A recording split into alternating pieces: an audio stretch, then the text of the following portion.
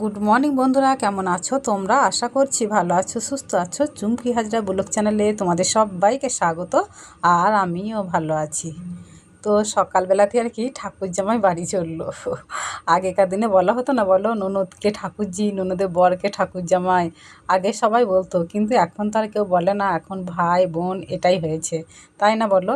কিন্তু এই ঠাকুর জামাই ঠাকুরজি এই কথাগুলো শুনতে আমার কিন্তু ভীষণ ভালো লাগে। জানো, আমার মামিরা না আমার মাকে ঠাকুরজি, তারপর বাবাকে ঠাকুর জামাই বলে এখনও ডাকে। তখন কিন্তু শুনতে খুব ভালো লাগে। তো এখনও পর্যন্ত আছে যারা বলে এসেছে, তারা কি আর বলতে পারবে ভাই বোন তারা ঠাকুর জামাই ঠাকুরজি বলে? কিন্তু আমরা বলতে পারবো না, আমরা ভাই বোন এটাই বলি, এটাই বলবো, তাই না বলো? তো এই চলে যাচ্ছে। তো কালকে এসেছিলো বিট্টুকে দিতে। তো কালকে বিকেলেই বাড়ি চলে যাচ্ছিলো। তো সবাই মিলে আর কি আটকাট খেতে রাতটা রয়ে গেল। তো এই যে সকালবেলাতে চা খেয়েই বাড়ি চলে গেল, আর আমি একটু এগিয়ে দিতে গিয়েছিলাম। তো তারপরে বাড়িতে তো কত কাজ আছে, ছড়ানো ছিটানো সব কাজ এবারে একটা একটা করে গুছিয়ে করতে হবে। আজকে আবার কি হয়েছে জানো, সকালবেলাতে উঠতে পারিনি গো। সকালে উঠেছি সেই 7টার সময়, এত রৌদ্র উঠে গেছে, উঠে কি লজ্জা লাগছে। দুয়ারে জল দেওয়া হয় না, আমার শাশুড়ি নেই। তো শাশুড়ি বাড়ি থাকলে ওই দুয়ারে জলটা বেশি দেয়, আমি কমই দিই। উঠে তো আবার তাড়াতাড়ি করে দুয়ারে জলটা আগিয়ে দিলাম, তারপরে আবার অন্য কাজ। তো আমার আগে দেখছি আবার আমার ননদের বর আগে উঠে পড়েছে। দিয়ে চা করে দেবো না দুয়ারে জল দেবো, সেটাই ভেবে পাচ্ছিলাম না। তো আগে দুয়ারে জলটা দিয়ে তারপরে চা করে দিলাম, তো খেলো। তারপরে বাড়ি চলে গেল। তো একটু এগিয়ে দিতে গেলাম, সেটাও একটু দেরি হলো। তো হয় না বলো, বাড়িতে মানুষজন এলে তারা বাড়ি গেলে একটু এগিয়ে দিতে গেলে দেরি হয় না বলো? তা সে একটু দেরি হলো। আর আজকে আমার কাজে তো দেরি হবেই, প্রচুর প্রচুর কাজও আছে, আবার কাজ করতে অনেক বেলাও গেছে।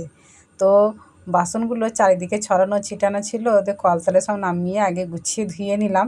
তা নাহলে কলতলাটা আবার খুব নোংরা লাগছিলো। তারপর পরিষ্কার করে সব ঝাঁট পাত দিয়ে এখন মুছে নিতে এলাম। যেদিন ভাবি যে বাড়িতে লোকজন এসেছে, আজকে সকাল সকাল উঠে পড়বো, আমার সেই দিনই দেরি হয় উঠতে। কী জানি কেন আমার সঙ্গে এটাই হয়। তো আমি প্রায় প্রায় দিন আর কি লক্ষ্য করেছি, এমনটাই হয়। তো ঘর দোর সব মুছা হয়ে গিয়েছিলো, তারপর অনেক কেচেছি, অনেক গোটা তার ভর্তি মেলা রয়েছে দেখতেই পাচ্ছ। তাছাড়া বাইরে তারে গিয়ে মিলে এসেছি। আর এই মুঠটা কভারটা নিংড়াতে পারছিলাম না, একার দ্বারা হচ্ছিল না, সেই জন্য ওকে বললাম তুমি শুধু ধরো, দিয়ে চেপে নিংড়ে দাও। দিয়ে এই যে মিলে দিয়ে এলাম। দিয়ে এখন কলতলাটা ধুয়ে নিচ্ছি। চারিদিকে ভাত নোংরা এঁটো কাটা ছড়ানো ছিটানো রয়েছে, আগে ধুয়ে দিই। আর কত রৌদ্র উঠে গেছে দেখো, অনেকটা বেলা হয়ে গেছে, অনেকটা। তবে কাজ করতে লাগলে কিন্তু বেশি সময় লাগে না, কিন্তু কাজ করার আগে খুব ভয় লাগে যে এতগুলো কাজ কী করে করব।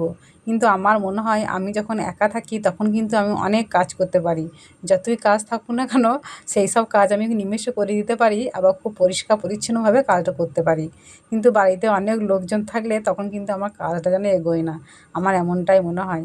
আরও তো এদিকে অনেক টুকটাক কাজ আছে, সেইগুলো আমি করছি। তো ওকে বললাম তো বেলা যখন হয়ে গেছে তাহলে তুমি মুড়ি খাওয়ার ব্যবস্থাটা করে নাও। তাই ওই যে পেঁয়াজি করে নিচ্ছে, পাঁপড় ভেজেছে, তো এইসব করেছে আর কি। দিয়ে বাবা ছেলে মুড়ি খেয়ে নিয়েছে, আর আমি স্নানের পর ঠাকুরকে ধূপ দেখিয়ে এখন এই যে মুড়ি খেতে বসলাম। মিষ্টিগুলো কালকে আমার ননদের বর এনেছিল, তো সেইগুলি আর কি দুটো নিলাম, দিয়ে মুড়ি দিয়ে খাবো। মুড়ি খাবার পর ভাত বসিয়ে দিয়েছিলাম, এখন উনুনে ভাতটাই করে নিচ্ছি, তরকারিগুলো গ্যাসে করব। তবে আমার ভাতটা হয়েও গেছে, নামিয়ে নেবো এবার। তো ভাত একটু গলে গেলে আর খেতে পারি না, তো একটু শক্ত শক্ত দেখি নামিয়ে নিই সেই জন্য। এত রোদ্দুর, এত রোদ্দুর দেখে আমি যেখানে যা কিছু আছে সব রোদে নামিয়ে দিয়েছি।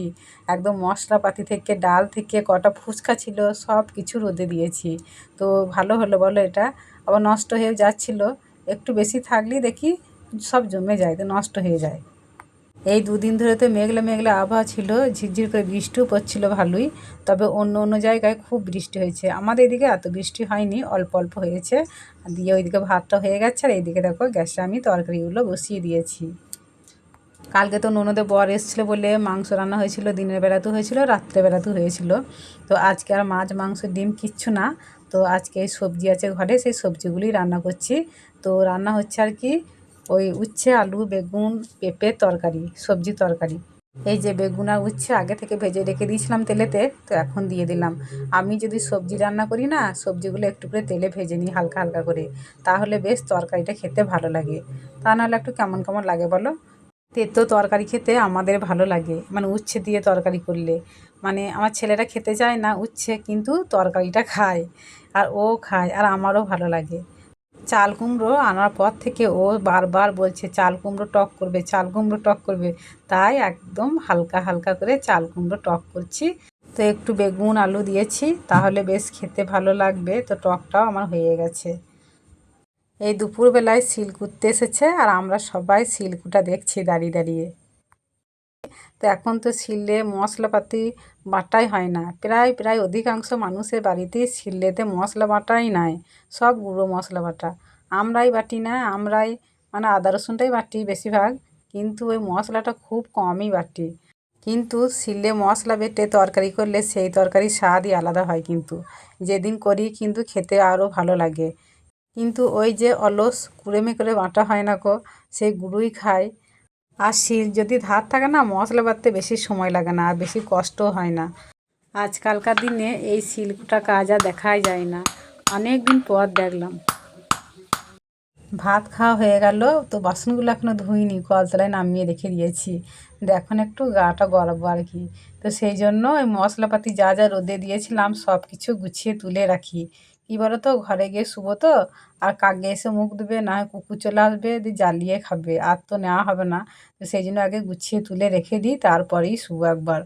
আর কটা ফুচকা ছিল রোদ দিয়ে দিলাম, যে কোনো একদিন আবার করে খাওয়া হবে। তো আজকে আর খাবো না, অন্য কোনো একদিন খাবো। আর তাছাড়াও এই জায়গাটা রোদও নেই, রোদ চলে গেছে। তো এখন প্রায় 3টে বেজে গেছে, আবার রোদ থাকে। তো আজ ভালোই রোদ দিয়েছিল, চড়া রোদ্দুর দিয়েছিল। তো বন্ধুরা, আজকের ভিডিওটা এই পর্যন্তই। দেখা হচ্ছে আগামী পর্বে। সবাই সুস্থ থাকো, ভালো থাকো, টাটা।